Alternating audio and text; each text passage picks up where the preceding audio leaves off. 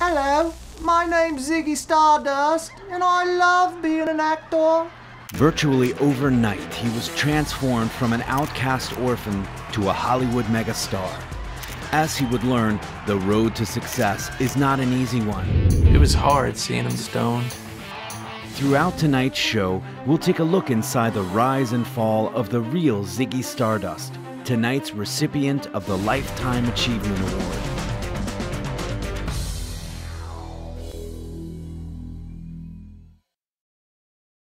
It was presumably his strange appearance that prompted his biological parents to leave him on the doorsteps of an orphanage that fateful day in 1962. He was shocking to look at first, but there was no doubt in my mind that he would stay with us. His skin was blue, clothy. Couldn't really get wet because he'd get all mildewy. It wasn't until he was about 8 or 9 that we thought we should probably Scotch guard him. The kids didn't really accept him. All the kids made so much fun of him. He couldn't take it anymore. Still got the note. I know it looks like gibberish, but I know what he meant.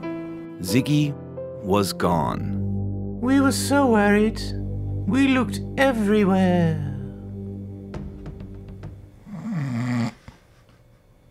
When we come back, Ziggy gets an opportunity that an orphan can only dream of, and his life on Broadway begins. Having come from a tough background, Ziggy was about to get a break that an orphan could only dream of.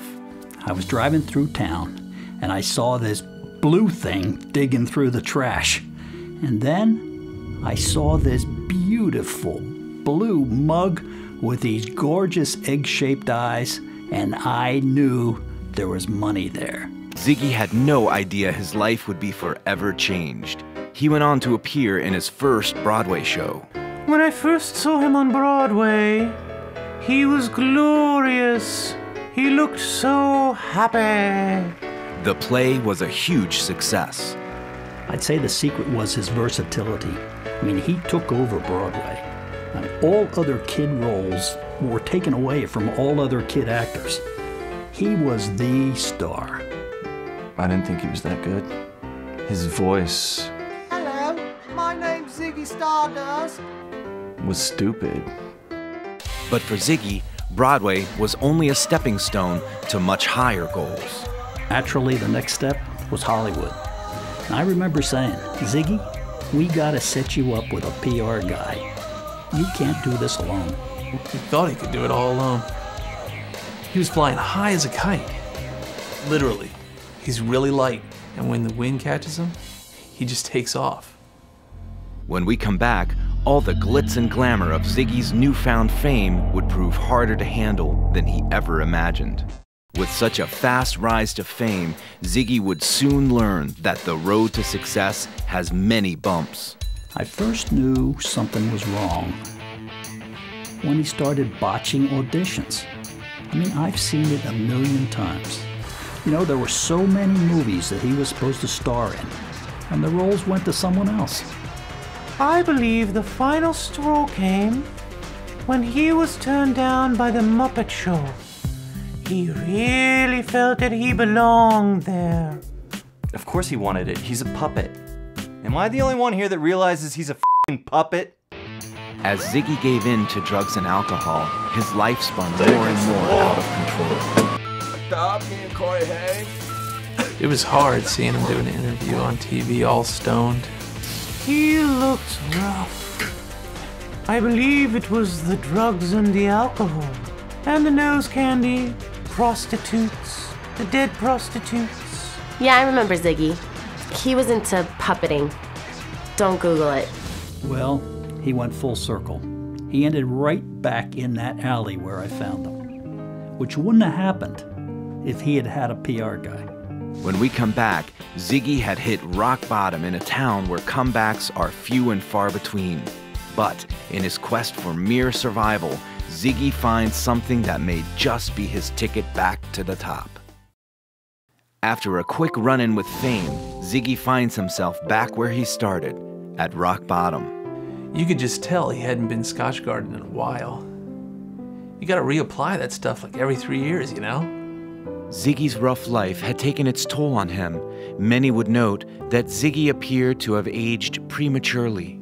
Yeah, I remember thinking, is this the same alley or a different alley?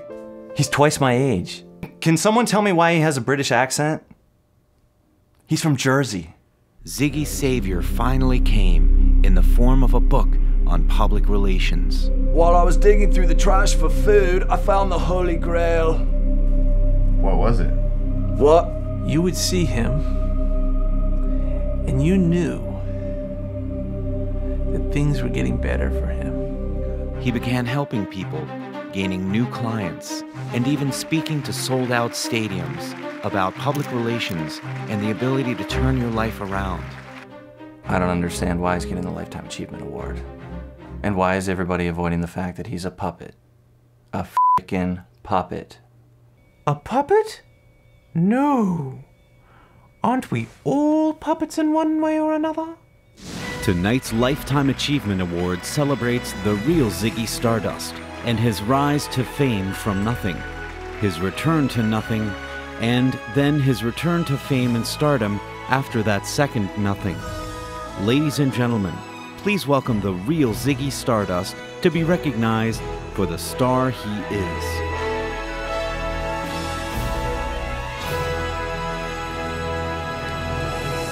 Thoth? Todd. Thoth? The H is silent. Thoth? Look at you or look at her? Look at the camera? Camera. Look at the camera. We're live. We're live. Right. Hello. I apologize for not being able to be there in person with you this evening. I had more important things to do, you see. However, it is very nice to be recognized for finally being the star I am. Thank you.